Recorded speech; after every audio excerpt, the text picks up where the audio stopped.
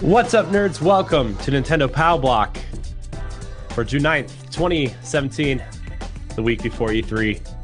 I'm one of your hosts, Corey Derrigan, alongside me, as always, for the first time in a while, Edward Farnell. I'm back, everybody. E3's next. Nom, nom, nom, nom, nom. I'm just like, for the first time, I'm the co-host. I meant that we're back for the first time in a while. Yes. Hello, everybody. Missed like 3 recordings, and I'm just like, I feel really bad because E3 is coming up, and I'm just like, so much work to do and so much work. Really, yes, it's really just work. And plus, there wasn't a lot of Nintendo news and some discussions. Well, but I mean, yes, there was some, but then we compiled a bunch that we get to talk about today that happened over the last couple weeks. Yes, and definitely what happened Tuesday. Yeah, the Pokemon Direct happened on Tuesday, which was interesting. I'm gonna leave it at interesting. Although I am excited to have Pokken on Switch. I didn't play much of that game, but I feel like Switch will allow me to play that game a little bit more than I was intending when it came to Wii U. Yes. But it also ruins one of my E3 predictions of, them announcing Smash Brothers, because you're not going to put out 2 fighting games in the same time frame. So, right. I think that gives them a little bit more time, though, to polish and add to Smash Brothers for Switch. I think that's going to be their next fall game next year. So, but next port, you should say. I don't even know. I mean, I think it's going to be. I do think it's going to be a port. I think it's going to be a Mario Kart situation. I think they are going to add levels and I think characters and stuff, and maybe trophies and stuff. I'm gonna give it to 220 or 2020 before we see the next Smash Brothers. I don't think they're going to port that over to Switch. I do. I totally think they are. I totally think they're gonna port as many Switch things over, or as many Wii U things over to Switch as they possibly can without being desperate. No, because I think because of 3DS and Wii U, I think because that came out and both of them did strong. I think at this time, if I was going to do a next Smash game, I will wait for my new handheld to come out so I could recoup that same business plan that I did with 3DS and Wii U. If I'm Nintendo, I'm trying to think business wise as Nintendo. Because most of the ports that they brought out are Wii U ports. Well, none of those games actually came out to 3DS. Now, Yoshi 3D Yoshi Island, or Yoshi's Woolly World, that's something else, because that was a Wii U game that got ported to 3DS. Yeah. And that at least added some kind of, what of a downgrade, but it added a new amiibo and some other new things. Yeah, I have my Poochie amiibo sitting over there on my shelf with the rest of them. Yeah, I have mine still in my box with the game. I open all my amiibo. I don't care. I'm never getting rid of them. My amiibos are still packed up. Man. Ed, you're killing me. Hey, I still got my Ganondorf amiibo. You know how that could go. So I'm just saying. Yeah. Oh, man. I do apologize if I sound a little hoarse, if I start coughing during the show. I've been sick too the last week. Just not super sick, but just that annoying sniffly nose, headache, raspy voice type sick, and I'm just so that's the change of the weather sickness. Yeah, but I don't know, it's just annoying. So I do apologize if you catch me coughing on the show. I'll try to mute myself as best I can when that happens. But Ed, I know we just talked on Monday. Ed is our featured guest on NGR Radio proper for Monday's show. So Uh, but Ed, what have you been playing this past week and 3 weeks? Let me start off with PlayStation. I did not go to Xbox, and then I go to 3DS. And because I began to week back to Wii U. Yes, everybody, I apologize. I haven't played Breath of the Wild for Wii U. I literally like really have been busy. Um, but for PlayStation 4, I actually started Ion Setsuna, a really good game. I've been playing that. Um, Played Rhyme for PS4. So you guys can read that review on ngrradio.com. Just check out at Eddie V's blogs and you'll see what my thoughts and review about that. Which I did get in touch with the composer, them a tweet just telling him about the music, and he was just like really surprised and like really big thank you. And I'm following him now, and he announced that he's doing like the cello for Hellblade, for Ninja Theory's new game coming out. So I'm really now got to get that game. I really want to hear the soundtrack now.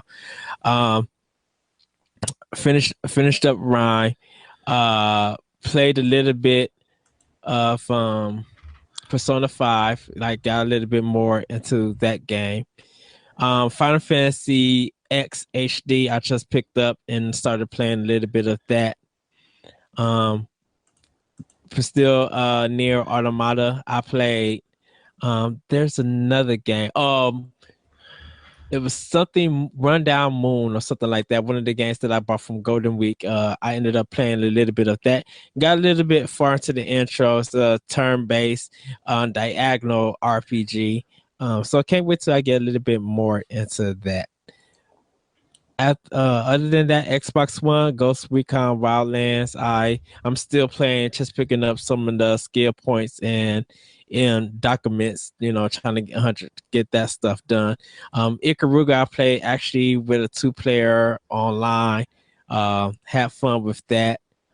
I haven't started Phantom Dust HD just yet, but I plan on getting into that soon also. I am playing Dishonored 2 for my optional opinion backlog bash blowout for this month. So if anyone who wants to play June 7th through June 20th, I will be playing that game for Xbox One. And I'm going to be doing a journal for that. So you guys will be able to read my thoughts about that game. I'm truly enjoying that one. I'm enjoying that one on Xbox One. The Blob 2 also playing, and for now jumping into 3DS. Dragon Quest 8 I started up, and man, just such a good game. I did beat that on PS2, but I want to play the 3DS version. Even though I still need to do Dragon Quest 7, but I'll start that at another time. But Dragon Quest 8 is what I'm starting on now. I'll get back into Pokemon soon. Pokemon Sun, because I'm getting a little bit further into that, grinding up my Pokemon. But that's what I've been playing lately. So Nice. Oh, and God of War 3 HD remaster for PlayStation 4 is what I played also. Nice. So Nice. Man, what have I been playing? I don't even know what I've been playing. I jumped back into Horizon a little bit. Mm-hmm. And I've completely forgotten how to play that game. So I think I'm gonna start over. I think I'm gonna start a new game on Horizon. To say what you will about Nintendo's exclusives, like Horizon is such a good exclusive for PS4 owners. Like that game is just, it's amazing to look at and watch and just see everything happen around it. And like the new things they added to photo mode where you can kind of pose Aloy how you want, like really adds a lot to that game's feature. Like it's, man, if you own a PS4, like Horizon is definitely PlayStation's best exclusive, hands down right now. Even going back to like the PS3 games, I just, man, I really adore that game. I will say Horizon is PlayStation 4. Like if you was going to buy a PS4, I would say the three games personally from me, or four games, I should say, that you personally need: Horizon, Uncharted 4, The Last Guardian, and Persona 5. Rhyme, I do want to add, but because that's available also on other platforms, that will, and it's not that long, that'll be debatable on what you are willing to pay. But having those four games on PlayStation 4 would be a must have, I should say. Yeah, I've been really looking for a game to play. I don't know. I'm waiting for Splatoon 2 to come out. Like, Arms comes out next Friday, and I'm really excited for Yes. Arms, but like I tried the I don't test know. much. Yeah, how did you like it? I didn't get to play Um, any of it. I liked it. I really enjoyed it. It takes some time to learn, and people were already like masters of the game. So there might be some control issues at time because you got to try to. There's sometimes you just want to act like you, with the Joy Cons being in your hands. For people who are looking at it, you kind of got to hold them straight. So I probably got to put them up a little bit. You got to hold them kind of straight. And you'll be doing this, or you'll curve it to curve it. You'll lean this way to go left and right. Sometimes if you lean in together, it's to block it. And there's like other functions like jumping and stuff like that. It does take some time to get used to. I think one of the factors that people are going to have to really deal with is people spamming the throw. Yeah. Because if you can't counter, and if you can't counter, hopefully there's a way to counter people trying to grab you to throw you. People were winning a lot that way by grabbing and throwing and stuff. And Yeah. there's sometimes some issues on the lock on with the 2-on-2 battles, because they don't teach you on how to switch is. So you could be fighting one person, just actually be hitting air because you're not on the right target, and while your other opponent is getting hit, both of the other opponents and stuff. But overall, it's a really good game. I really do hope it sells. The free updates I am looking forward to. And I think anyone who owns a Switch definitely needs to pick up this game. Yeah. There's gonna be people who gonna turn this game into a fighter. Um, I think this is going to be Nintendo's Overwatch. Like, I really feel like Nintendo owners are going to get attached to some of these characters and like mhm. really, we're going to see the weird fan art. We're going to see the, cosplay. We're going to see all that stuff. And I feel like Nintendo could embrace the Overwatch aspect of these characters and like really dive deep into, releasing these little side stories of these characters, like maybe stuff you don't get in the game, but like, just like a little bit, like a little comic strip here, a little animation here, Yes. updates that allow you to see more of the backstory of these characters. And, I think I think Arms could really take off based on what the characters provide in terms of like their look, their style. I mean, we've already seen the one character like really take off. What's her name? Like everybody's obsessed with Uh, Telltale, something like that, or it's the fighter that fights with her hair and has yeah, a interesting physique. That's all I'm gonna leave that at. Twin yeah. Tail, I think is her name. Yeah, I think Twin Tail. Um, I will say this. So people who, if you go back and you look at the reactions from the Switch presentation and when they showed off Arms, people were just like, we don't care about this. And, people were being negative and kind of disgruntled about it. And fair criticism. Right. It didn't take no longer till they start showing more of Arms. And then people started the test punch. And people are hooked. Well, it's So the same those thing. opinions. It's the same Oh, thing go they ahead, did go ahead. with. It's the same thing they did with Splatoon, right? Like they showed it off, and everybody was like, "This looks so stupid." And the more like they showed a little bit of Splatoon, and they kept showing more, and then the more people got interested in it, to the point where like it had like a 40% attach rate to Wii U, and still gets played at tournaments and still gets played, daily by a huge amount of players, to where like Splatoon 2 is going to be this huge hit for them. And Yes. I don't know if ARMS is going to have that much of an effect on the Nintendo audience, but it's going to have an impact. And I think that the character, like what this does different from Splatoon, is that it has the characters with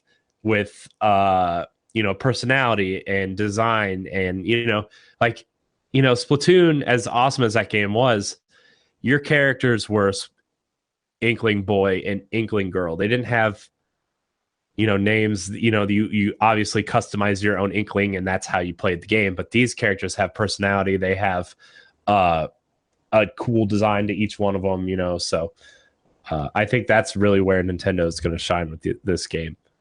Yeah, and over time it's going to grow. I know there are reviews that's coming out for the game, and everything is justifiable, but I still feel like that this is going to be a hit for Nintendo. And even if it doesn't sell a million, I like the fact of the turnaround that people's perception of this game has that it's been through.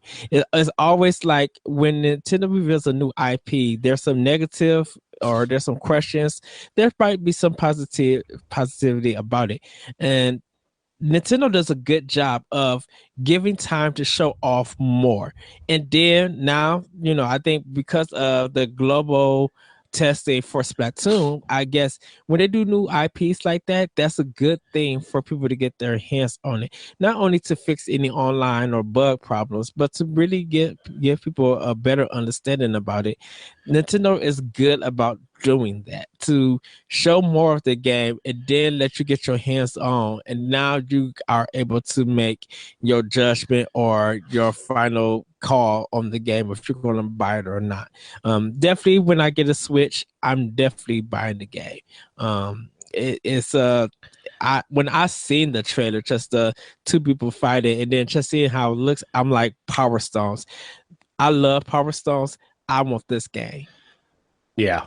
Yeah, it really does give a Power Stone vibe to it, in terms of like the arena and how you fight, and like, or not how you fight, but like where you fight, and in the strategy it seems people are trying to figure out. It really has that Power Stone vibe.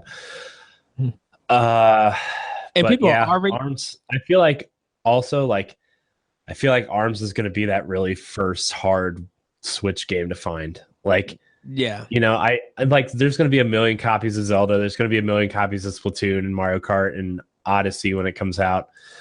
But there's always that select few Nintendo games that are really hard to find and become really rare in terms of the physical form. Yes. For some reason, I feel like ARMS is going to be that.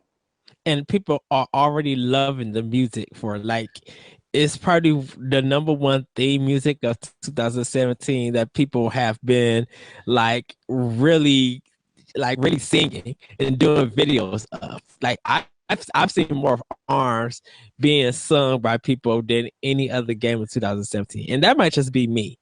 But people are just like, that theme song is catchy and stuff, and I actually enjoyed the theme song. I actually love the music in ARMS.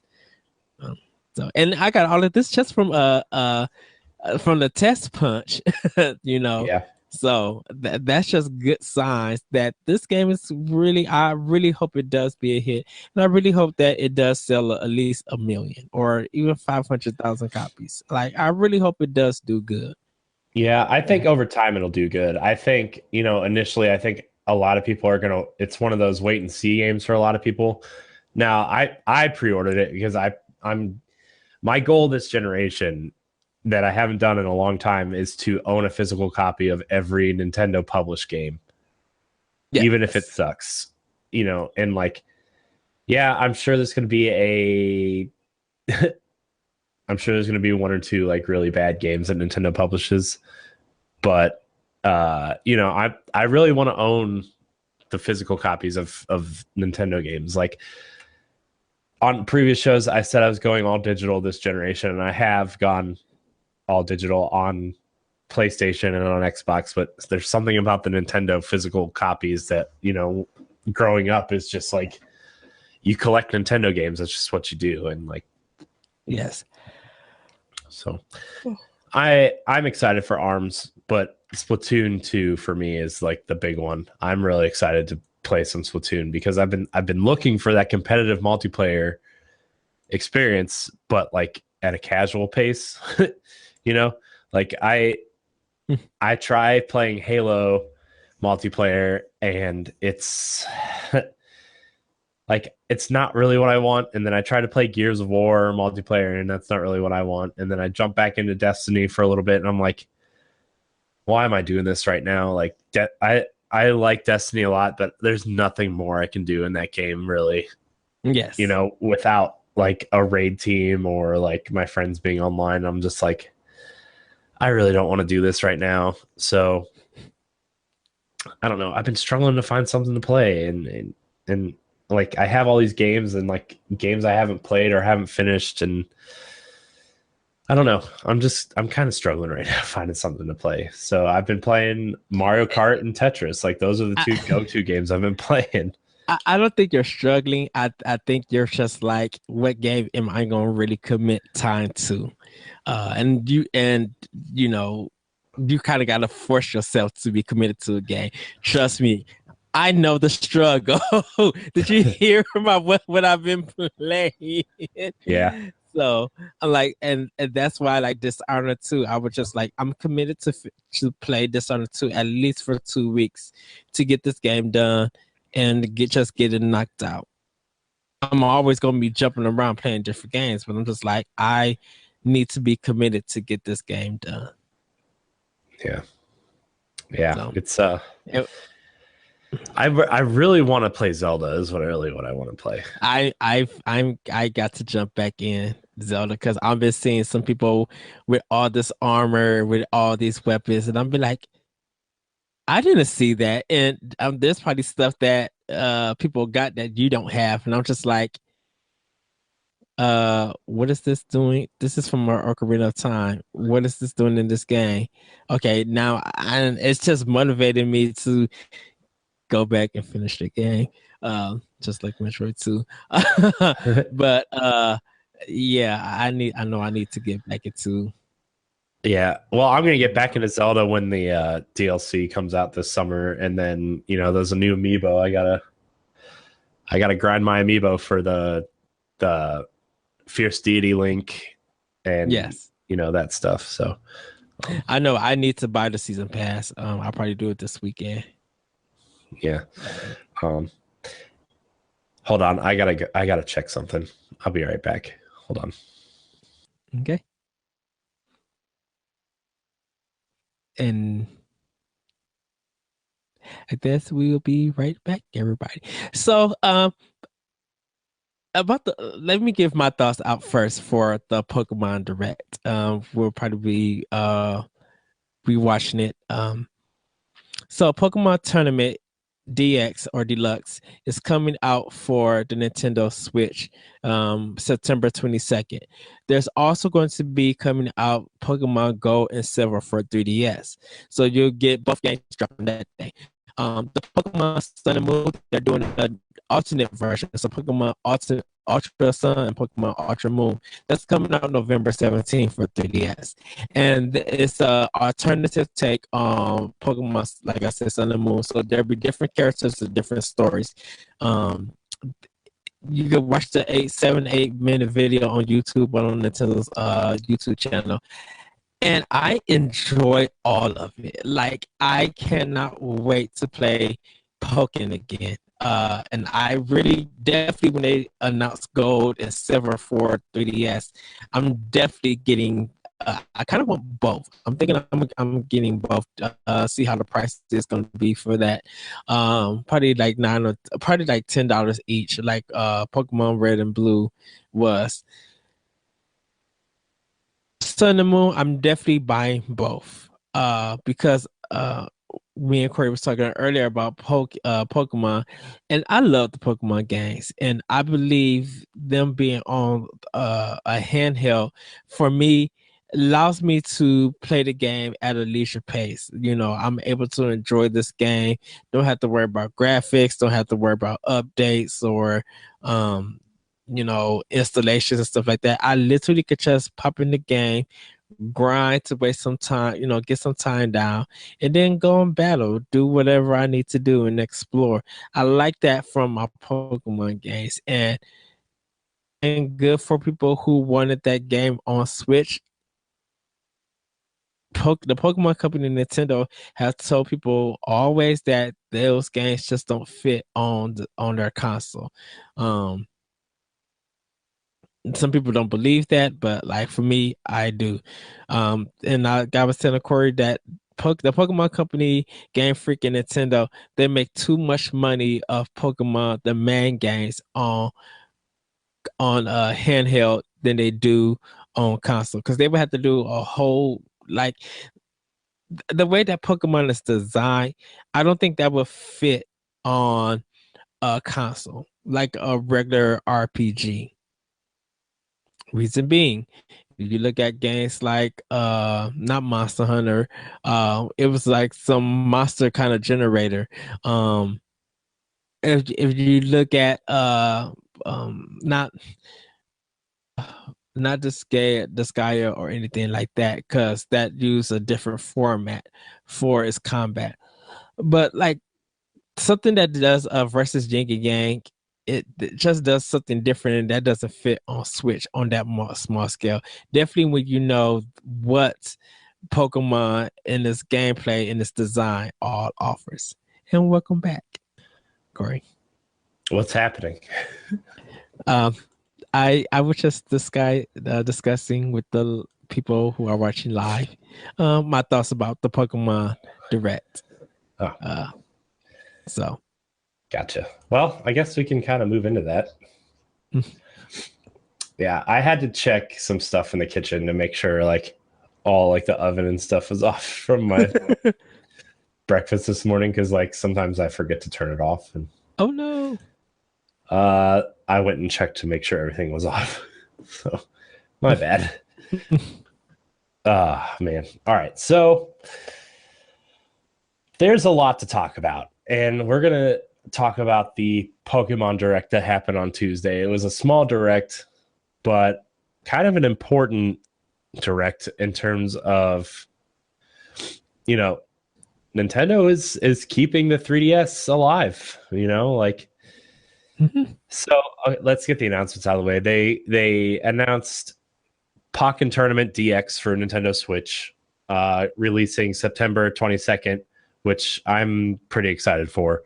But Yes. they also announced Ultra Sun and Ultra Moon for 3DS, which is kind of, think of it as like Black and White 2, I guess. Like it's a second adventure in the same area. New Pokemon, new evolutions, stuff like that. So, what do you think of this, Ed? What do you think of the Pokemon Direct? And Pokemon Gold and Silver is coming out on the 22nd for 3DS Virtual Console. I enjoyed it. I loved it. I like the the intro that they used, like the trailer with the guy traveling around and playing Pokken. I'm glad that they did. I glad that they are bringing Pokemon to the Switch. Not many people said that they played it on Wii U, so this gives them a good opportunity. And plus, they're adding new characters, and they're probably going to be balancing some things. Want to see, I think this would be good practice for people who want to learn that game. So if it ever goes to Evo, they could go to Evo and play that game. I was happy that they announced it. That was the only thing I could actually think of, because their main games are not coming to the Switch or to a console. That'll take a long time for that ever happen. Ultra Sun and Moon, of course, I'm a buy. I think the success of Pokemon Sun and Pokemon Moon kind of helped them, and I think they felt like they wanted to add more to it. So instead of just adding more, let's give them a full game. that, and maybe some of the new Pokemon that was planned for Pokemon Sun and Moon, maybe this one would be part of a story. And they probably have a bigger story and more use that these Pokemon could do. So, um, as a whole, I really enjoyed it. It was quick, to the point. It was just getting people like, we don't actually have a Pokemon game this year for you guys, but here are some alternatives and something that you guys can enjoy for the holiday. So, Yeah. I think it's that strong, and a lot of people know that the Pokemon brand itself is still a big seller, not only to Nintendo but to the Pokemon company itself. Like if you look at the cards and the merchandise, they still sell big. So, Yeah. getting some new video games from them, yeah, I'm cool with that. As for keeping the 3DS alive, um, Nintendo is known for keeping that handheld systems going for a long time. With the success that they got, um, they're not going to give it up just yet. So I believe hopefully by next year we'll probably see the next iteration of the handheld system. Other than that, if they don't release it at E3, maybe we'll get a direct for their next handheld itself.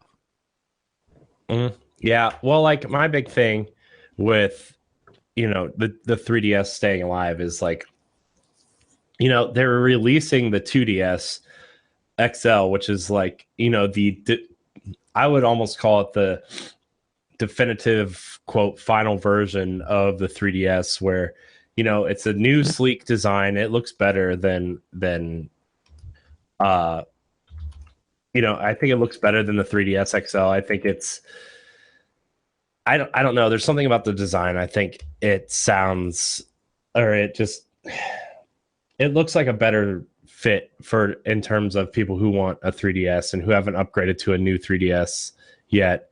So like, you're releasing this updated version of this handheld and you want people to be excited to go buy it to upgrade. And Ultra Sun and Moon will give people a reason to go buy this thing this fall. And yeah, we're getting Ever Oasis this summer. We're getting Hey Pikmin, uh we're getting a lot of good 3DS content, at least through this year now. Like, I didn't know it was going to come to 3DS after the summer, but we have all these Atlas RPGs coming now, and the 3DS is going to be an RPG machine, and that's going to be great.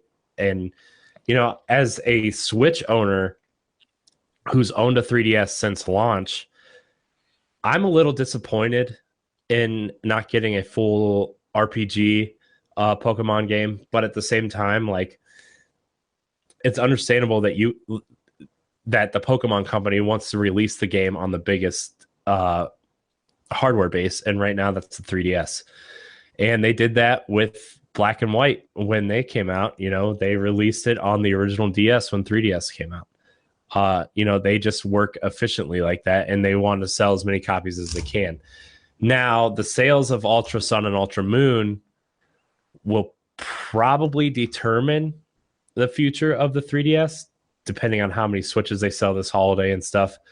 So for me, what I really want to see is a Pokemon Red and Blue 2 updated version for Switch. But I really think that they're going to be working on a new version of Pokemon exclusively for Switch 2 or 3 years down the line. I don't think Pokemon's coming next year to Switch. And Pokken's a good game. Pokken's a solid fighting game. It sold over 1 million copies on Wii U. It's been at Evo the last couple of years. Like, it's a solid game. And so, and plus we're getting Pokemon Gold and Silver, which is what a lot of people consider the best of the Pokemon games. Right. We talked a lot about Gold and Silver when Iwata passed away, and how important that game was to the Game Boy, and him being able to program the original game to fit on the same cart as this new game. And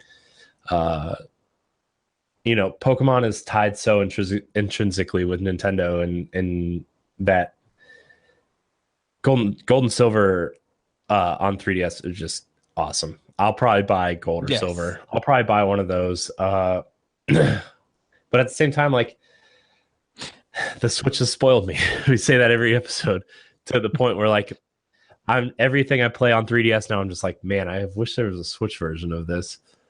So Well, it just shows personally to me that Nintendo and any other company who really believes in Nintendo's product and the sales of it, that they're going to throw some not money at it. They're going to throw that product and they're going to throw that support. Um, Sold 4 million copies. So if Ultra and the Moon sell only maybe 1 or 2 million copies, it's still a success story for that Nintendo fan. And you can't the 3 weeks people who were playing Pokemon Sun and Moon were enjoying it. So I'm looking forward to those same people who are playing it right now. I mean, playing it not right now. Playing Ultra when it comes out, and hopefully, if that 4 million sales happen again, then Nintendo. That's the business wise. That's a smart move on Nintendo. I think once Switch get past hopefully 10 million systems out plus, maybe a Pokemon style game coming to it. But the Pokemon games, the side games sell better on the consoles than they do on the handheld. yeah, While the main series sells more better the uh on the handheld, because there are parents who still have a problem buying $60 games. mm-hmm. And Yeah, there are and like people and yeah. oh well, to your point on Go ahead. parents having trouble buying $60 games for their kids and like you know people don't want to shell out $300 for a system for their kids either. Like I think the new 2DS accompanied by these Pokemon games are just that. Like these are for the parents who want to buy their kids something that's more than just handing them their phone every 5 seconds. And uh, you know, Pokemon Sun and Moon sold very well for Nintendo. That's sold almost 14 million copies to date. Hmm. And so like even if Nintendo sells a third of that or a fourth of that, like it's still a major success for that system. Right. And see, it's more adults who want Pokemon to come to uh to the Switch. Because if you look at Pokemon Go, playing some older teens and adults. Yeah.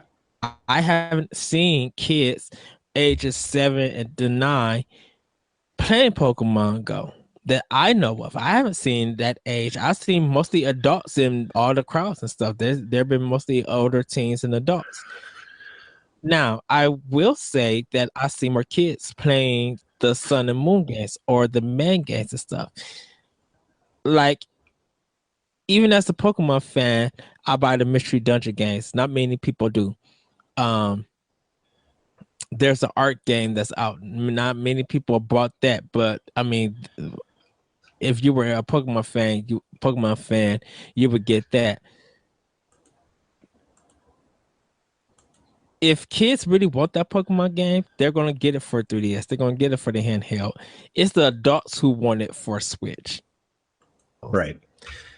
You know. And that's I mean, I think that's why I want Pokemon on Switch is because like I don't know. I like that device a lot and I'm an adult that wants to play Pokemon. So Right. uh But because but like I had this really interesting uh experience when I went on vacation, at the beginning of May and my cousin was playing 3DS and he played Switch too, but he doesn't really care about like graphics and the technology because he's 6, mhm, like yes. you give someone that like anybody under the age of 10 a 3DS, they're going to be excited that they just get to play with something, and like Right. that's something that I think a lot of people still forget about. And, especially people who keep up with everything like us, and they are like, why isn't Nintendo moving forward? Why isn't, why are we still getting this on 3DS? Why does 3DS still exist? It's 7 years old. Like, you forget the Game Boy lasted what, 13 years essentially. Yep. Like, you know, so I mean, I think Uh, that they don't have a the, problem keeping the 3DS alive for the fact that, parents are buying it for their kids, because kids don't care. They just want to play games. right, you got to think the Game Boy name alone has probably been one of the longest, um, probably not franchises, handhelds ever. You got Game Boy, you got Color, you got Advance, you got SP.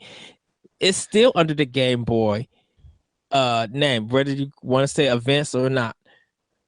They didn't switch it to DS to almost 2004, 2005. Name going from starting slowly to out to millions, and now the 3DS is doing the same thing. You know, if those consoles that people, for kids and adults, for anyone who could pick up and play, if those consoles are still being brought in and money, a lot of money is being made on those consoles, or handhelds, I should say, why take a franchise as big as Pokemon and switch it to a format that, people base that system on graphics, online play, or exclusivity and stuff like that. Like people who are frame, if they're all about console systems like that, Pokemon to me personally doesn't fit that. It fits handheld because it's just a easy game to see what you could catch, or give you the option to catch who you want to and use who you want to, and not be big about graphics. Be is more about the experience. Yeah. And sometimes consoles don't give you that same thing that handheld could give you. Yeah. If you want Pokemon Sun on Switch, do you want that same limited gameplay that game offers on a console just because it's a Pokemon game? Yeah. Well, people will want to expect more from them. Well, they can't give you more because Pokemon game. If they go out of that, then it's not a Pokemon game no more. It's a Final Fantasy style RPG cutscene, long, long Yeah. game. And Yeah. that, to me personally, it loses that appeal if it ever goes into console. Yeah. I agree with you. I think if they're going to do it for console, they need to look at it as, you know, I think they need to look at it in terms of like, not give it the Breath of the Wild treatment, but like look at that game, and look, Switch is a hybrid console, right? We need to Yes. give people the experience of, it fits the same as, it fits well as a portable, as well as gives you the experience you want on console. And Breath of the Wild, even though it was a Wii U game first, it still had that distinction of, I can play this in handheld mode and grind through some shrines or look for Korok seeds, or I can plug it into my TV and have this big wide open adventure and go tackle these big tasks. Like, Breath of the Wild did that so well, and it's going to be interesting to see how not only Nintendo internally and not only the Pokemon company, but the industry as a whole, because there are, though they're small rumors and stuff, but there is a small rumor that was brought up on the Game Informer show about 2 weeks ago that Sony is looking into creating a Switch-like device, and Microsoft, on a release, like a survey, asked how many of you are looking to buy a Switch in the next 12 months. Would you be interested in an Xbox style thing? Like, that was on their survey. There are images out there that ask that question. And so, like, Now you have to look at how the industry is going to adapt on what Nintendo has created. They've created this device that everybody wants, and like, Well, and it's that's been a go ahead, Corey, well, before I I give my was, answer I because was, I could explain to it. well, I was just gonna wrap it around back to Pokemon, and is like, if you're going to make a Pokemon game for Switch, you need to make sure you take everything into consideration instead of just the handheld portion, because that's why Pokemon's so popular. You can accomplish something in 5 minutes. You can hang out with your friends and trade across a Wi-Fi or ad hoc or whatever. You can do all these things that are super easy in portable mode. But how are they gonna animate gym battles on the TV? How are they gonna animate these giant important things that you don't really get a lot on the portable version? Like, there's going to be a lot more effort and a lot more production put into a Switch version, and I think people are disappointed now. It's the Zelda thing. People are disappointed now that they're not getting Pokemon on Switch, but they're going to be a lot happier with the result once they do, because there's going to be a lot more time, effort, and thought put into the story, the animations, the creatures, all these things. You're going to probably be able to do a Mass Effect, maybe not to that extreme, but like a Mass Effect style character creation. Like, people are going to be really happy with that stuff. Right. Well, because I know we got another topic to move on. Can I address the Microsoft and Sony part? Yeah. Microsoft and Sony, they look at Nintendo's success and they want to copy that success because they think of business, so we need to jump on it. Without doing research, Xbox, the Kinect really wasn't a research, and the Move really wasn't a research, because we sold so well and the marketing for that system was done so well. They figured they could do that same thing, and if they could do that same thing and not say do it better, but do it to a point where it's bigger, they're gonna do that. When Wii U came out and they had the gamepad, regardless of if it's sold or not, you see Microsoft with the Surface Glass. You see how they did it with the Vita for a PlayStation. So they were trying to copy off Nintendo because, once again, that idea had some business success, regardless of how you see it. 13 million systems, that's, to me personally, that's still good. If you don't sell a system at all, that's a problem. Yeah. Sony and Microsoft. Oh, I agree. I think before we move on, just a last point on, like, I really feel like if Xbox did one, I wouldn't care, just because, like, most of their games play better on TV anyway, like, a Halo match or a Gears of War campaign or something like that. Like, those just, the way that box is set up is, in the games that they are putting out, are just more of a grander TV experience.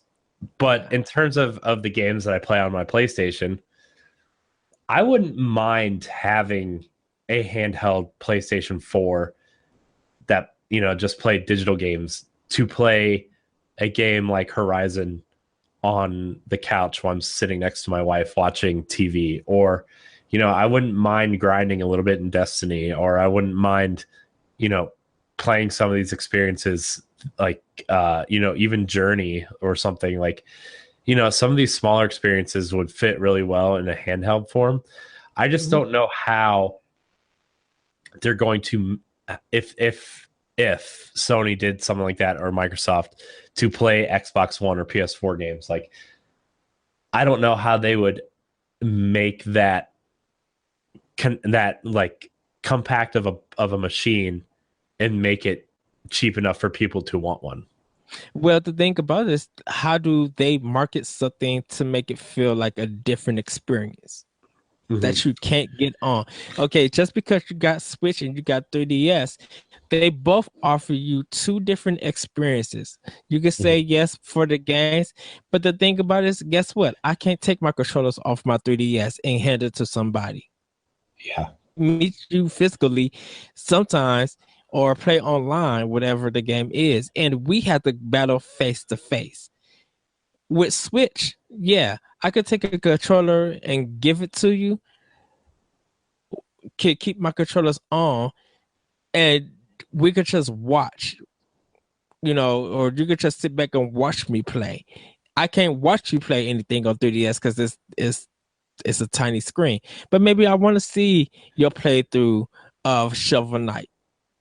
Maybe I want to watch that, and then maybe you can hand me the controller, because I might, the Joy Cons might be uncomfortable, but that bigger Pro controller that might help me with the game. That offers me a different experience than what the 3DS can do. And not Nintendo, Sony and Microsoft don't know how to market that well. They don't know how to make games or build games in that manner to offer that experience. Mm-hmm. Sony, yes, they had two handhelds, but how much support did Sony themselves put into it to offer that experience that's going to be different than what their consoles can? Microsoft, if that Windows Phone did the same thing, could they offer anything different that they can't do on their console? Because God of War, that's the same experience on PSP and Vita or whatever. The same experience as a console game. But guess what? If I play Paper Mario on 3DS, Luigi games experiences. Mario Luigi never came to console. Experience on there. Paper Mario was a console exclusive, console experience. So I could play it on there. And it wasn't until when they both met that we both got that experience, that both gameplay experience. But that's only on 3DS. They're not both on the same system. So Nintendo knows how to offer different experiences with their games. Sony and Microsoft don't know how to do that just yet. And if they're going to do that, Sony alone, even if no one else put games on their system, Sony alone would just have to continue to support that system with games or ideas that they can't put on console. Yeah, I agree with you. And that's something Nintendo's done really well, is defining their experiences between their console and handheld. There's been a few times where they said, "Oh, look, we're experimenting with this style of game on 3DS," which is what I still think Metroid Prime Federation Force was, an experiment that they didn't have to blow a ton of money on a console-like experience, right. But they wanted to make this multiplayer game, and they wanted to see how fans would react to this style of game. And I still personally think Metroid Prime Federation Force was a decent game. Like, I still really like that game. It was just really hard because they didn't balance it for single player versus multiplayer. Yeah. But I do think that is a good idea. And I do think that sort of game will eventually come to Switch, because I think they are looking for a cooperative first person style game to get that audience in the door to Switch, because that style of game opens a door to a new audience, and Nintendo's looking for everybody they can to buy a Switch. And everybody is buying a Switch. I talked to a lot of people where I work who haven't owned a Nintendo console since N64 or GameCube, and they're like, "Oh yeah, Switch looks really cool. I can't wait to play all these games on it." And I'm like, well, you've kind of missed a lot of stuff in between that, but okay, sure. People, Sony and Microsoft got to be aware of thinking the Switch is a complementary to their system. No, it's still competition, because guess what? If people start buying more games on Switch, your activity use on your PlayStation, on your Microsoft, if it comes to a survey poll, it's going to show how many people are playing actually on your system, on that system, and how many people are playing on your competitor system. Yeah. Switch doesn't complement um PlayStation, because that just makes everybody who want those games on PlayStation to come to Switch. And if that happens, your system is going to become irrelevant. Why would I want a PlayStation 4 if that game is coming to Switch and I could take that full experience with me on the go?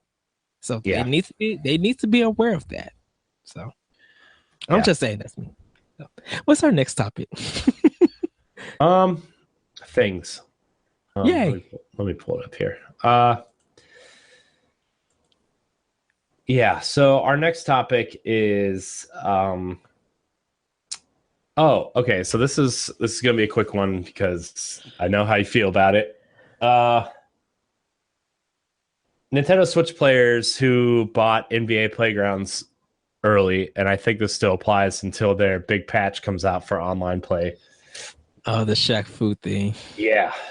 Players will be Switch players who early adopted this game will be getting Shaq Fu, a Legend Reborn, for free uh, if they purchase before the online patch, which I'm really excited for because I think Shaq Fu is going to be really bad and really hilarious, but still really fun. It looks janky as ever, so I can't wait to get. Could I say first off? I think this is a good promotion. This is a good marketing for them. I mean, it is good that yes, we have problems. So to make it up, because they're still trying to fix the problems, we're going to give you this game for free. That's a good 2-in-1 deal. That's really good. It's very unexpected that a publisher or developer would even think of doing that. But kudos to them for that. Now, my thoughts about the game though is separate from what the story is all about. But I congratulate them on that. That's really cool for people who bought the game early, and they're getting the game for free. Yeah. I'm really excited because I know Shaq Fu is really dumb, but I got NBA Playgrounds because I wanted that NBA Jam style experience just to mess around with. And I think the game is okay. I think unlocking players is really stupid.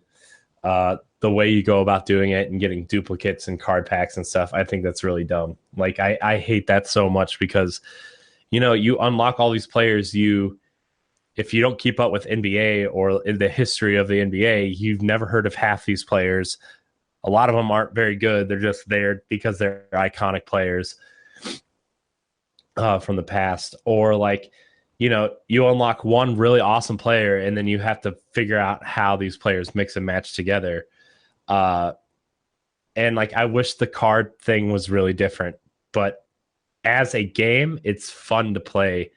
I do have to turn off my Rumble, though, because they still haven't patched the excessive amount of rumble that you get when you play that game. Gosh, that game rumbles so hard. It's just like my wife, we were sitting on the couch the other night and I was playing it and my wife was like, "What is that awful buzzing sound?" I'm like, "It's my Switch. I'm sorry. I'm playing this basketball game and the rumble is just way too loud." And so I ended up turning it off.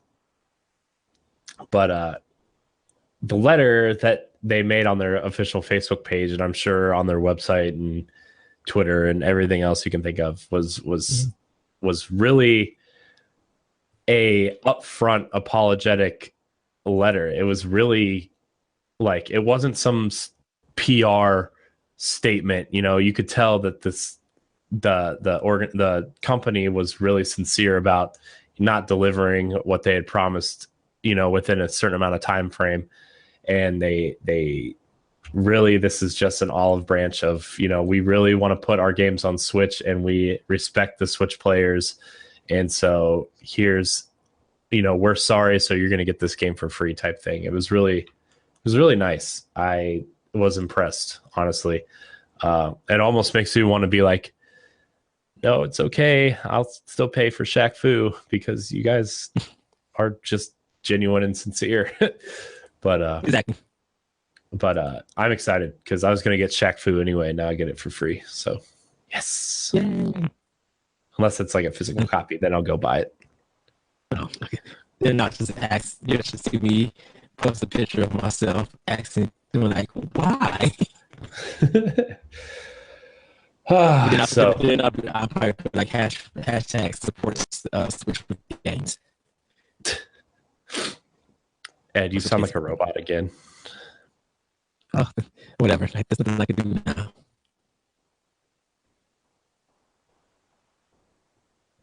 So what's the next topic?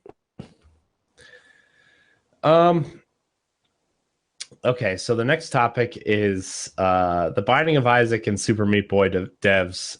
Next game is coming to Steam and Nintendo Switch first, called The End of Nye. The End of Nye is a platformer where players take control of an internet streamer, Ash, who survived the end of the world. Along your journey, you will collect video game cartridges and tumors across 12 plus explorable chapters and over 600 levels. It's a pretty large game. It's pretty exciting. I like Super Meat Boy a lot. I'm still not sure how I feel about the Binding of Isaac, but I know Matt really loves the Binding of Isaac. So, and I'm not saying that it's a bad game. I'm not into those types of games, really. But to see them go back to making a platformer is really exciting. Yeah, I looked at this trailer and uh, Yeah, I'm not impressed. I'm like, from reading the description that it was, and then seeing what the game was about, I'm like, no. I'm like, you guys really got lazy and really thought and really think that, well, some people gonna buy it. That's fine. Um, I just think their creativity is there no more. I think they just really just got lazy, felt like they needed to make some levels that look like that and use their expertise with some Super Meat Boy and just make that kind of game. Just like uh you guys don't have enough money or a budget to I, I don't know.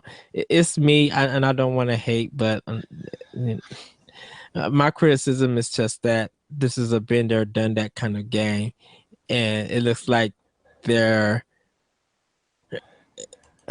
not track record, but it looks like their philosophy is that kind of solid game, and they don't know how to evolve from that. yeah, So, yeah.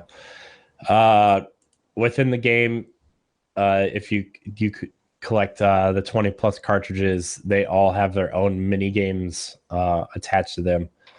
So after you beat this game, if you have any interest in keep playing, they have the mini games there too. So um, I don't know. I don't know if I'm going to get it. I'm excited Switch is getting more indie support, and that game mhm. will appeal to a lot of people who are fans of those games. So um, I don't know. I would rather spend my money on this next game. Sonic Mania is officially coming on August 15th, and it's going to Woohoo! be $20 across all platforms, including the Switch, uh, which is exciting. Yay! No Switch tax, as we will get into later. Uh, but to be fair, the Switch tax doesn't really bother me. You know, the quote $10 more. It doesn't really bother me because, like, Right. I don't know. If you are worried about $10 on a game on a system that you may or may not own, maybe you should not be playing video games and putting your money somewhere else if you're worried And about $10. And guess what, people? If you buy a game digitally on a Nintendo or Microsoft platform, in some states, even Sony's platform, you got to pay tax.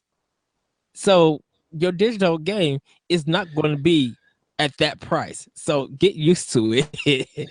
You're not going to be paying 19.99. You're probably going to be paying like 23 some dollars, depending on what state you're in for that tax. Yeah, Like I do it for my Xbox One, the Nintendo consoles. I pay the tax. So $10 more, that's no big deal. No big deal. yeah, So what? yeah. Um, I'm excited for Sonic Mania though. I really played a lot of Sonic 1 and 2 when I was little, Mhm. and this kind of this is gonna probably be what a lot of Sonic fans want in terms of a Sonic game. Like, I don't really care for the 3D games that much. I tried with Sonic Lost World on Wii U, and I tried with Sonic Boom, and like I think the 3DS games got a little bit. They were a little bit better than the Wii U games, but I just I don't know. I don't really care about Sonic as a game character anymore. Uh, but Sonic Mania looks interesting in terms of from a nostalgic standpoint, and the fact that Sonic or Sega did what I think Nintendo should do and go out and find a company and a person to lead a team to make the game that fans want. You know, I think Sega was really smart in doing that. And so they're making the game that they want and that fans want. So Nintendo, take notes. Take notes from Sega. Right. Sega does what Nintendo don't. Am I right? Am I right? Exactly. You're right. Oh, but yeah, Sonic Mania looks cool. I will probably end up getting it because it looks cool. Sonic Forces, probably not, but Sonic Mania looks good. Yeah. Which I think they'll probably show more of at E3, hopefully. Yeah. Sonic Forces. Yeah. Okay, so the next game really excites me. Square Enix announces their next project from Tokyo RPG Factory, which is coming to Switch, called The Lost Sphere. Yes. Really excited for this. I am waiting for my imported version of I Am Setsuna for Switch to show up. And I really like what this studio was opened for. The studio was created to specifically appeal to the Super Nintendo, maybe early PS1 era RPG enthusiast. Mm-hmm. And I Am Setsuna, from everything I heard, really gave off that vibe. And I'm really excited to play I Am Setsuna because I haven't played it yet. But the fact that, you know, they're bringing this game to Switch also really makes me excited. Yes. I seen the trailer. The music, of course, is phenomenal as always. And I was just looking at this game. I was just like, yep, Square Enix gets it. They completely get it. These little small games are going to make them more money or keep their lights on while making these big budget titles. So guess what? We don't get Kingdom Hearts 3 for the next 3 years, Final Fantasy 7 for the next 3 years. If I could get 6 good RPGs from this small little company on Switch and 3DS or PlayStation or wherever they want to support, if I could get those good experiences, by the time those games come out, I wouldn't even care. I got my personally, I have my money's value in entertainment and of games than just a $60 game that I've been waiting for 7+ some years to be done made. And majority of it's going to be full of cutscenes. Yeah. Mm-hmm. This game, like the art style of this game just looks amazing. Yes. And I kind of want to thank the developers who made Bravely Default. I think it's because of that game Square Enix decided to go this route of making games like that. Yeah. Man, this game looks better than I Am Setsuna. Like, honestly, I just like the way the colors pop, but it still feels like an old school RPG. And like, I don't know, the hand painted backgrounds mixed with some of the 3D stuff is just, it looks really cool. If you haven't seen this trailer, you guys should definitely watch this trailer. The Lost Sphere, it just looks really good. The story for this game is, you know, what if all the people you loved in the world just vanished, and you're out to search for what happened to them before the world ends. And like, yeah, that's kind of a very generic JRPG trope, but you know, I'm interested to see this game, and I really want this game actually. So check it out. It looks really cool. Yeah, the story is kind of confusing because some people are just like, well, wouldn't you not exist neither? But that's not the case. So we shall see how it all goes down. Yeah. Super, super excited for it. Okay, so we always talk about how Nintendo deserves equal treatment for games being released across all platforms. And we are starting to see companies kind of not do that with EA and FIFA and Skyrim probably not being up to snuff with the current generation versions of those games. But Lego Marvel Superheroes 2 for Switch is getting a deluxe edition with season pass, exclusive DLC, and all kinds of stuff, which is really cool to see. Like, I'm glad somebody took the initiative to do that for a Nintendo version. So I don't know how I feel about Lego games all that much, but the fact that they're doing this is just, it's really nice. It's really nice to see. They sell, like I said, they sell too much on the Nintendo platform to shortchange. Yeah. And I know NBA 2K is doing the same thing. Nintendo Switch is getting the deluxe versions of that game too, which I'm really excited about. But now I'm conflicted on which version of NBA 2K to buy, because the special editions have Shaq on the cover, but they also put Kyrie Irving on the regular edition. And as a Cavs fan, I'm torn. As a Cavs fan, you're gonna go with the other version. Shaq. I'm like, really, Shaq? Oh, he's on the cover for it's gonna be NBA 2K. People who have the Switch version are gonna be trying to be over their friend's house and playing them so they can talk smack in front of their face. Yeah. So, can I address the FIFA thing real quick? Yeah. My thing with the FIFA thing is I really don't care about it. After people experience the story about Frostbite and their engine, I don't care if Frostbite don't run on Switch. I'll stick with Unreal 4. Like if games are working fine on Unreal 4 on Switch, stick with that, because with Frostbite engine and what I think Frostbite 2 or whatever that happened with Mass Effect Andromeda, a problem on Switch, don't even bring that engine to the system. Go ahead and give me 360 versions of that game, because guess what? It's gonna sell out on Switch. Yeah. And if people really want FIFA, they'll just buy it on Xbox One. Yeah. Yeah, I don't really care a lot about FIFA either. I know it's missing features, but it's the features that, like, as a casual fan of the series, I don't really care about. Like, I enjoy playing a good soccer match with someone, like couch competitive. Like, someone comes over, I throw them a controller and we play. Like, that's what I like about FIFA. I don't care about them trying to tell a story in their story campaign mode. I think that's dumb in sports games. Like, I don't care.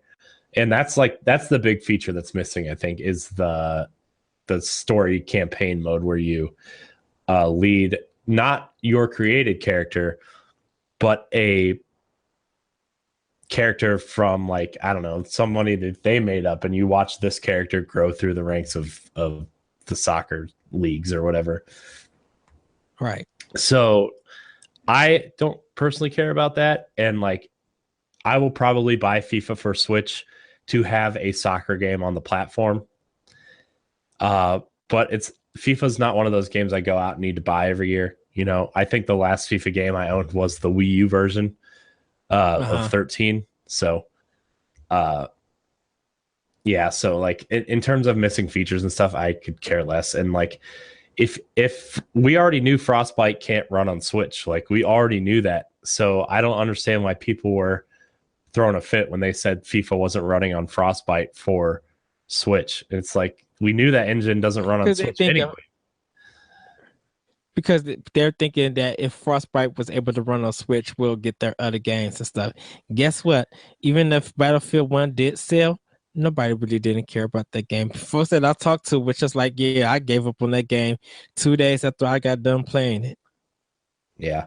Like, I think the big games that people expect to maybe come to Switch would be like the Star Wars games because there's going to be a lot of casual crossover there. But even then, like Battlefront 2, like I don't care if that comes to Switch. I'm going to play it on my TV. I'm going to play it on my PS4 probably. You know, right. I would expect something like Lego Star Wars to come to Switch, or maybe an offshoot game specifically for Switch. But in terms of these, like, because Battlefront is built on the Battlefield in like engine straight up, like no alterations to the Frostbite engine or anything. Like Right. it's basically Battlefield in space. So if that game wasn't coming to Switch, like I don't care. And like if Right. FIFA is based off their old engine, who cares? Does it play like FIFA? Does it look like FIFA? Does it feel like FIFA? Then what do you care what engine it's on? So Because they feel like they're charging $60 for this old ported game. It should at least be on the same level as the other two games. So, uh, I mean, it is what it is. But I prefer their EA originals to be on Switch than something like Battlefield or Battlefront 2. Like, I'm like, you have problems with your first game. Let's see what you do when the reviews come out, because I will wait for the reviews to come out for Battlefront 2. I would rather see the reviews and see if they learned their lesson, because big talk and showing off can always be good, but when the game releases and there's problems with it, what was all that hubbub marketing talk for? yeah, yeah. I don't know. I'm gonna get FIFA for Switch if EA decides to bring anything else over. Great. I just I don't know. I don't care. If it's not available on Switch, I'll get it for something else. The internet is so loud about stupid things that Yeah. I don't even care anymore. Like I'm so tired of opening my Facebook feed. Every 5 things has something negative about, hey, EA's doing this. Hey, Activision's doing this. Hey, Nintendo's games are being ported to Switch. Like that's a problem. Like I don't care, man. Like the internet is so loud for clicks that it's just like it's annoying to the point where like I just don't even feel like opening Facebook 90% of the time anymore because I know I'm going to see something ridiculous. And it's the same way with everything else. Like whether somebody's talking about what's happening in the government, whether somebody's talking about something that's happening with their favorite sports team, it's just like all this negativity around everything, man. And it's just there's always something wrong with something, and it's just just shut There's gonna up. be there's gonna be voiced opinions, and you just can't. There's gonna be people who want you to agree with their opinion, and some people who want to argue about your opinion. It is what it is. That's the internet. But I will say this. Guess what, EA? Nintendo has a strong lineup of games coming out this fall with indie for fall and winter. So guess what? People are still going to be supporting Switch and buying games on the system, Yeah, like and going to be enjoying it. And if they talk about that game more, if they talk about the game, it is what it is. yeah, like I mean, Nintendo has the strongest lineup. This like starting at the beginning of the year, like Nintendo has the strongest lineup we've seen in years, and the strong consistency of its lineup. You know, Mario Kart 8, Right. Deluxe, Breath of the Wild, Fire Emblem, Splatoon, ARMS. Now we got Pokken Tournament. We've got 2 Pokemon games coming for 3DS. You know, you've got Hey Pikmin. We've got Ever Oasis. We've got Mario Odyssey, Fire Emblem Warriors. Like, I still don't know Xenoblade Chronicles 2, but that's soon. Like, you know, and then heading into next year, I'm still guessing Xenoblade Chronicles 2 is going to be their March game next year for a US release at least. So we're going to have, like, next year, we're going to have Fire Emblem proper. We're going to have Xenoblade 2, probably going to have some sort of Smash next year, probably. Like, there's Nintendo's been so smart through 2017 and into Hmm. 2018 with major releases for their platform. Like third party isn't going to matter for Nintendo because they have so many first party, whether they're ports or not, whether they're, new games or not. Like you can't deny how strong their lineups have been for these consoles. Even though Sony and Microsoft kind of had a strong first 2016, we're still waiting on okay, what you guys are going to do. 2017, I'm sorry. What are you guys going to do for the rest of the year, even with third party support? Because the only game from Microsoft that I could think of that I want, like I always said, has been Cuphead. Pretty much for PlayStation 4, the only game that I'm looking forward to is Detroit Become Human, if that comes out. Other than that, I pretty much, unless there's a sale going on, and Final Fantasy 12 HD, but that comes out next month. Besides those two games on PlayStation 4, nothing else from third party excites me that I care about. Royal Hellblade or Ninja Theory. Gosh, Um, Hellblade looks so good. Like you know, I love Ninja Theory so much. Like yeah, and that's why I would buy that game. I know I was talking about the composer. But like Ninja Theory, they make some really good games. Yeah, mhm. well, it's debatable. Uh, but I would support them. I'm like, you guys made Devil DMC, and you guys made that game one of the best Devil May Cry games I ever played. So Yeah, I'm all for supporting Ninja Theory. like D- Ninja Theory's games like are debatable whether you like them or not, but you can't Right, deny that their vision for their games and their heart that they pour into their games is debatable. Like their heart is just pouring out into their games, and that's why I right. support a company like Ninja Theory. And I am so excited. And I'm so excited for Hellblade. Like I didn't really care for Enslaved, but I love DMC, and I've really enjoyed what I played of Heavenly Sword, which is really sad that mhm. that game's not getting a sequel. That game was that game was a really good launch window game for PS3 that nobody played because PS3 was $6 million. But yeah, Ninja Theory is just I think Heavily Sword probably just needs a new developer. I think what they were trying to do is they were trying to show off all the features that the PlayStation 3 was able to give off. And I think Ninja Theory just didn't have it right. Don't forget, this was their first game. This was their debut game. We never heard of Ninja Theory until Heavenly Sword. So yeah, they didn't get it right. But Enslaved was a good game. DMC was a really good game, and hopefully Hellblade is a terrific game, like, for them stepping out on their own. And I would like to see more games from them because I feel like, yeah, they're on the verge of being like platinum, but I'm like, something about Ninja Theory speaks their individuality, and that's what I like about them.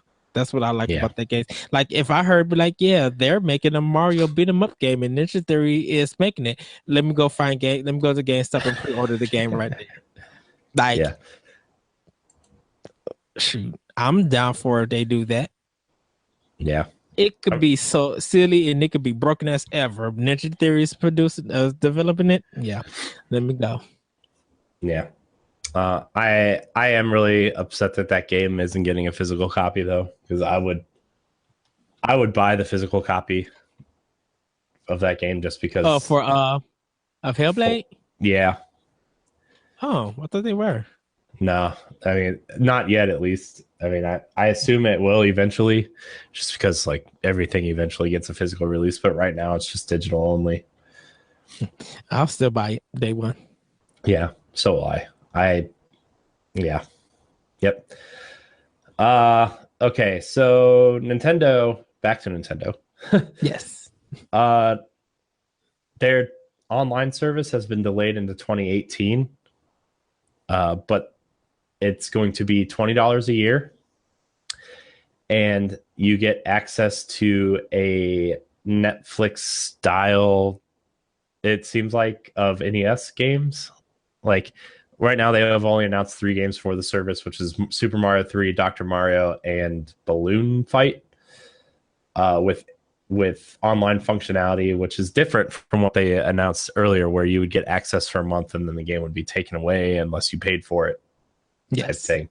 Now it just looks like, basically, it looks like Xbox Game Pass, where like you can download any of these games as long as you're paying for the service and play them, which is cool. Yes.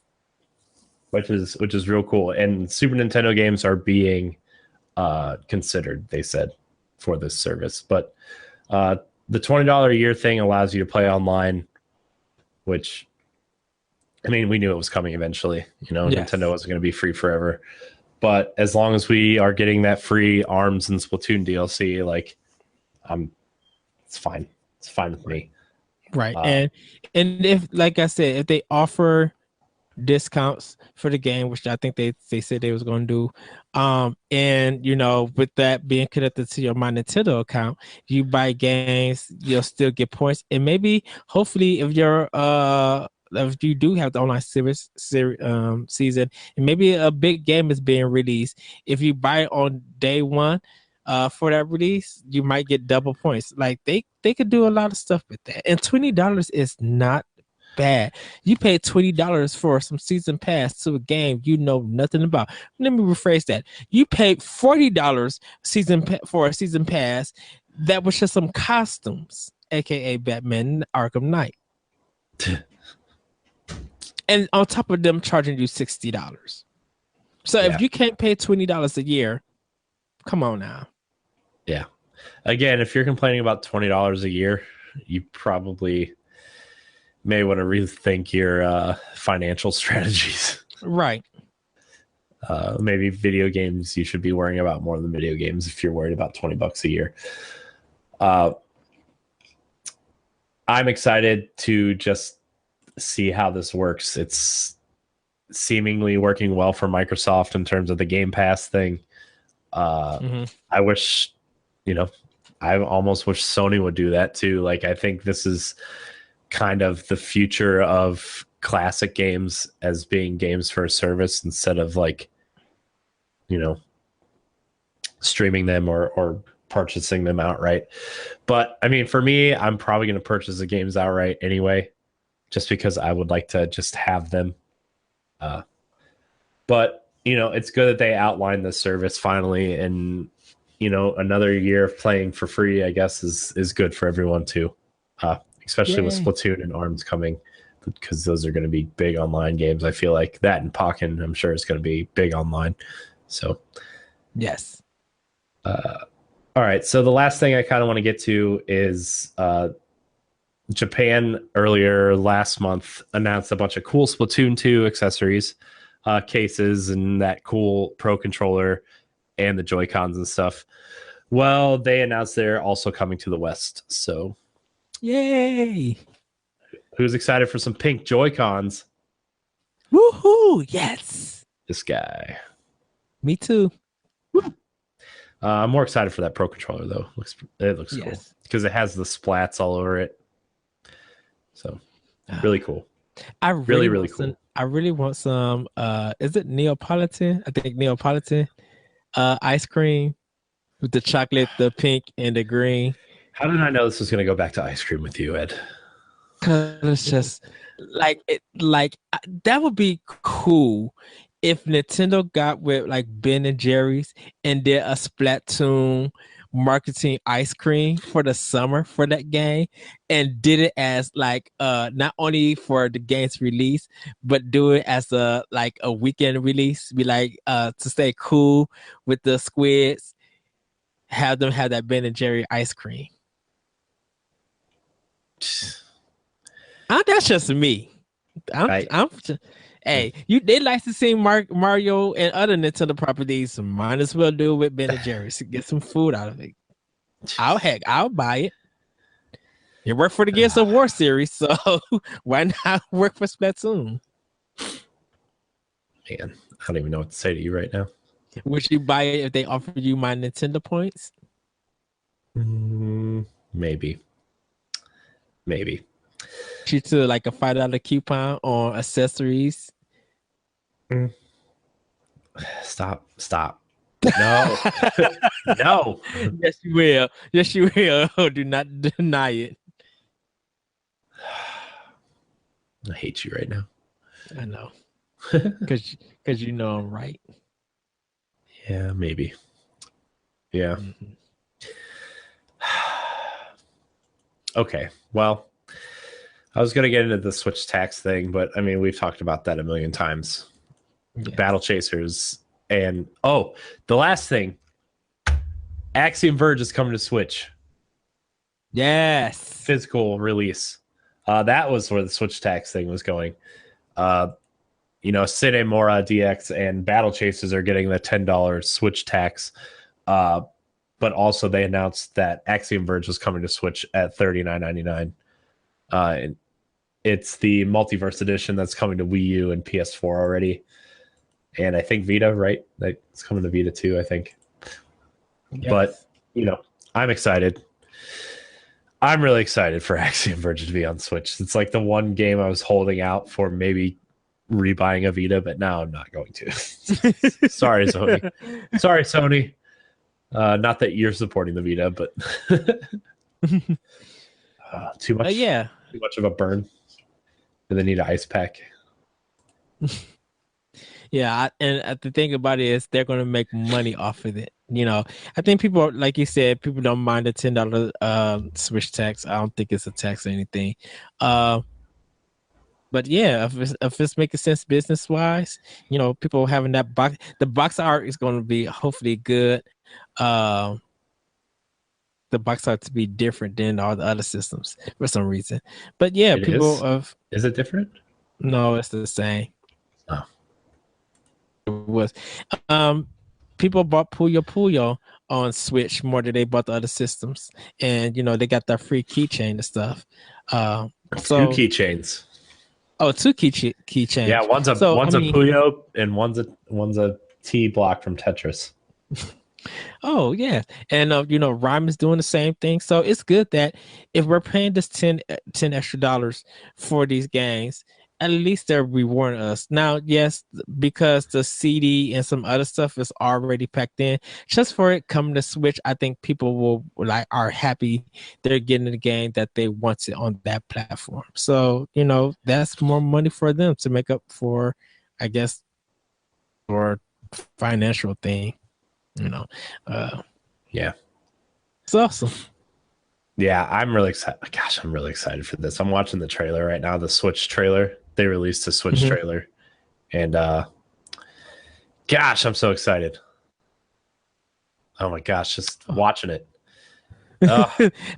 Corey, host, get back to the show. I'm sorry. This Axiom Verge is so good. And the fact that they released a Switch specific trailer is just amazing. I know, but you're getting distracted. You have to end the show first. I know. I'm sorry. I'm sorry. I'm just get distracted because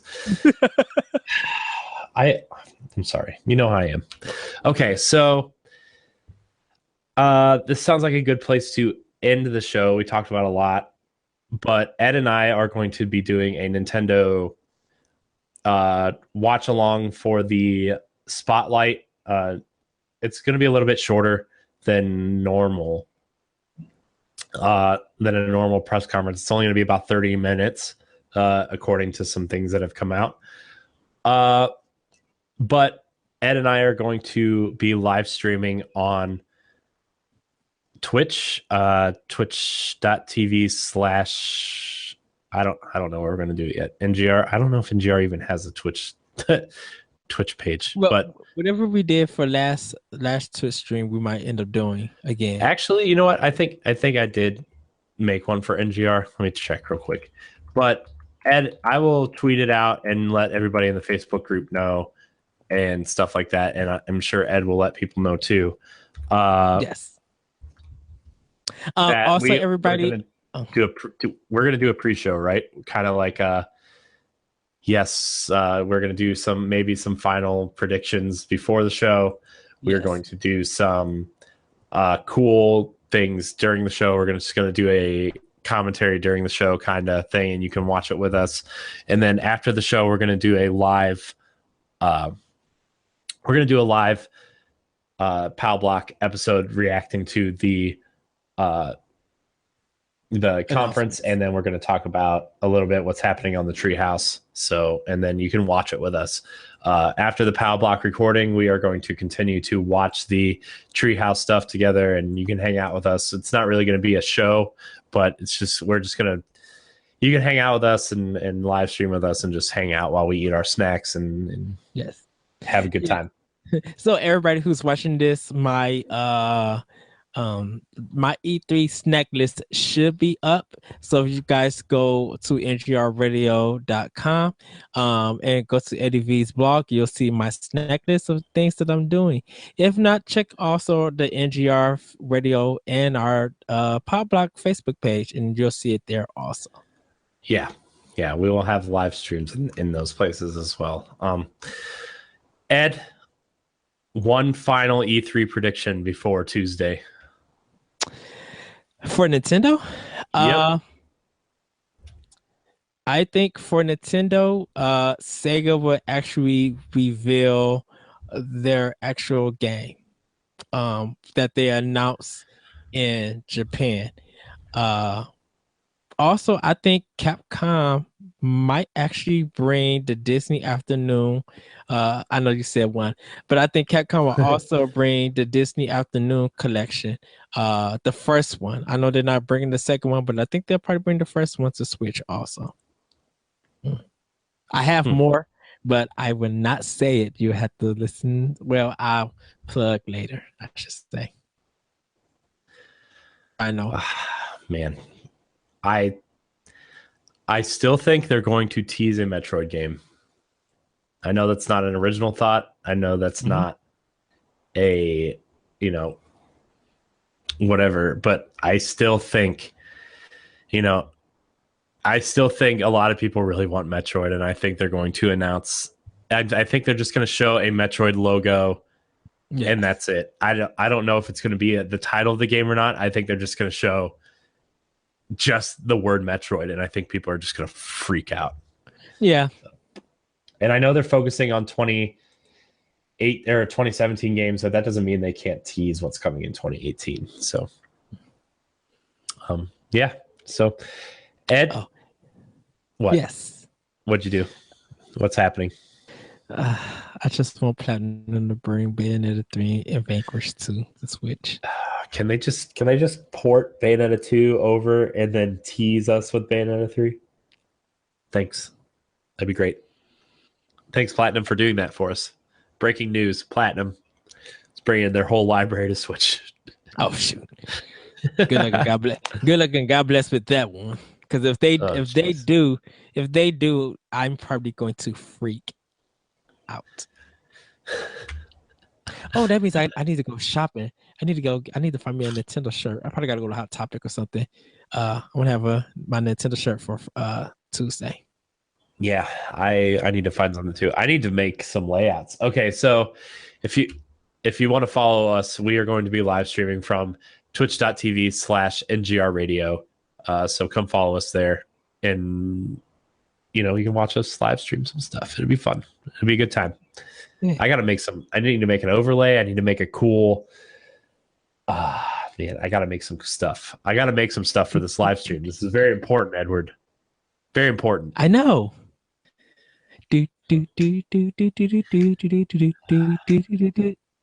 Well, Ed, I love the overthing music for Mario Bros. 3. Oh, sorry. Where can we find you? You guys can find me on Twitter at That's Retro Code. You can also hear my podcast, Optional Opinion, on SoundCloud, iTunes, Google Play, on the Anomalous Radio Network.podbean.com, and other podcast apps. Also, check out my other podcast, World 101 Podcast, at shoutengine.com. Follow us also on Twitter at World1_1 Podcast. We just had a discussion with the designers and the creators of Shovel Knight from Yacht Club Games. Do check out that episode. Literally funny, so in depth. We laugh at you talking about having some like nerds on a podcast, or just like real gamers. Me, Larry, And the guys at Yacht Club, we just literally nerded out, and it's completely hilarious. Yes, Corey, they gave you the shout out, and they actually thank you for buying the 5 games Shovel Knight. Well, I think I bought that game. I bought it digitally on Wii U and 3DS. I own the Yes. physical copy for Wii U. I own the Switch version, obviously, and then I own it on PS4 and Xbox One. So I've actually they actually have an answer for that. I did ask them a question about people buying multiple copies. You have to listen to find out. But yes, World 101 Podcast at shoutengine.com. You can find us there. Also, you can find my writings of Optional Opinion at IGN.com under anime, ENIME, and my series, The Moment, at skirmishfrogs.com. Also, check out my writings on ngrradio.com. So you guys can check out the Ghost Recon Wildlands, the Rhyme reviews, and I'll be doing some E3 prediction blogs coming soon. And I will also be doing my backlog bash blowout for Optional Opinion on some of the NGR radios, doing my journaling right there. So do check that out, and like I said, check out the snack list that I'll be posting up there also. Join our Nintendo Power Block Facebook page where you guys can interact with us, and the NGR Radio Facebook page. We want to hear what you guys think about Nintendo and other video games and stuff. And check out the Lyrical One on Twitch. That's my Let's Learn series that you guys could also check out. So yeah, you can find me on there. Nice. Ed's everywhere. Yes. Well, you can find me at Corey and HD on Instagram, Corey Hudson and HD on Twitter. You can find this show every Tuesday and Friday, I guess. So I'm sorry that we haven't had an episode in a couple of weeks or a couple days. I don't know. How long is that? Like 10 days. You can also find me on NGR Radio podcast, where Ed was on the show on this coming Monday's episode, right? Yeah. Yes. I'm sorry. I have so much crap in me right now that it's just like, you can find all of our shows on ngrradio.com and on our YouTube page at NGR Radio. Come subscribe. We've gained a couple subscribers this week. I'm really proud that we are growing slowly but steadily. So let's see what else. You can join the Facebook group and all that, what Ed said already. We're going to try to grow the POW Block Facebook group. I know I've been saying that for a month now, but we're really going to try to grow this show as big as NGR Radio proper. I'm really proud of what Ed and I do here. So thanks for listening and watching and putting up with our tangents off the topics that we bring. So Ed, I love you. And fans, thank you so much for watching and or listening. And until next week, live, we're out. Woohoo!